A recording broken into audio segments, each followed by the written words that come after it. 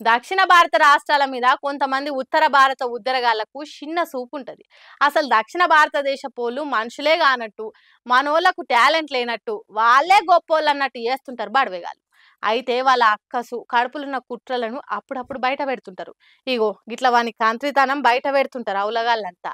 War 2 అనే సినిమాలో action చేసిన మన తెలుగు హీరో జూనియర్ ఎన్టీఆర్ బొమ్మను చూడుండ్రి ఎట్లా మార్ఫింగ్ చేసి కించవరిసిండ్రో.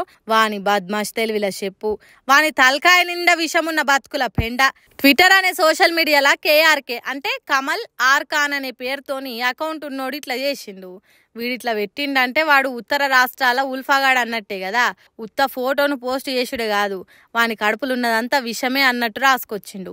ఉత్తర భారతదేశ హీరో హృతిక్ రోషన్ కు దక్షిణ భారతదేశ హీరో ఎన్టీఆర్ కు మస్తు తేడా ఉన్నదన్నట్టు రాసిండు. అట్లా అనుడు కాదు, ఎన్టీఆర్ కు లింగు అనే పేరు పెట్టిండు. టింగు అంటేనే పొట్టి, కానీ ఎన్టీఆర్ టింగు కంటే ఇంకా పొట్టి అయినా లింగు అన్నట్టు రాసిండు యదవసాన్నాసిగాడు. అందుకే కావచ్చు హృతిక్ రోషన్ ఎత్తుండే తానికి ఎన్టీఆర్ స్టూల్ వేసుకొని నిలబడ్డాడు అన్నట్టు మార్ఫింగ్ చేసిన ఫోటో పెట్టిండు. వాటు సినిమా చూసి సౌత్ జనాలు నార్త్ శక్తి ఎంతటిదో తెలుసుకుంటారని బల్పు మాటలు రాసిండు. అట్లా రాసింది ఎందుకో కాదు, పాలకు నీళ్లకున్న తేడా ఏందో తెలిపేతానికి ఇట్లా రాసినా అని ఎన్టీఆర్ కు ధన్యవాదాలు చెప్పినట్టు రాసిండు. ఒరే నార్త్ పిచ్చి బడవే, భారతదేశం అంటే సౌత్ నార్త్ అని ఇడదీసి ఉన్నదారా?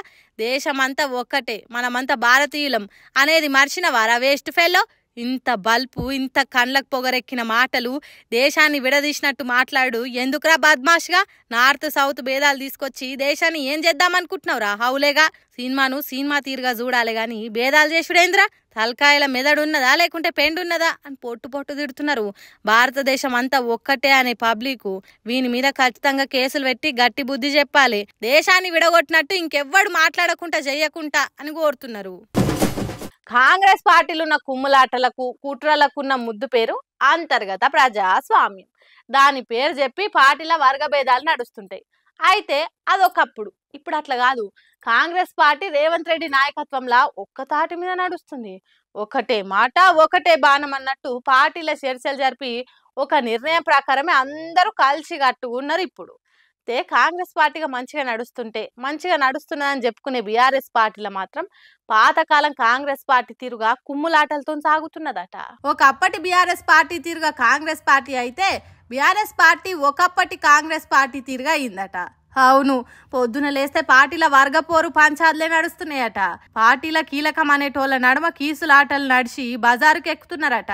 25 ఏండ్ల నుంచి ఒకళ్ళ మీద ఇంకొకళ్ళకి ఎన్ని కోపతాపాలున్నా బయటికి కనిపించలేదు గాని ఇప్పుడు అందరు మెయిన్ లీడర్లే అయ్యి నేనంటే నేను అన్నట్టు పోరాటాలు చేస్తున్నారట. కేటీఆర్ ఒక్కడే నిర్ణయాలు తీసుకున్నాడు. వరంగల్ సభలో కేటీఆర్ ఫోటోలు తప్ప ఇంకొకలే వేయకపోవుడు కడమ లీడర్ల మనసుకు బాధ కలిగేటట్టు అయిందట.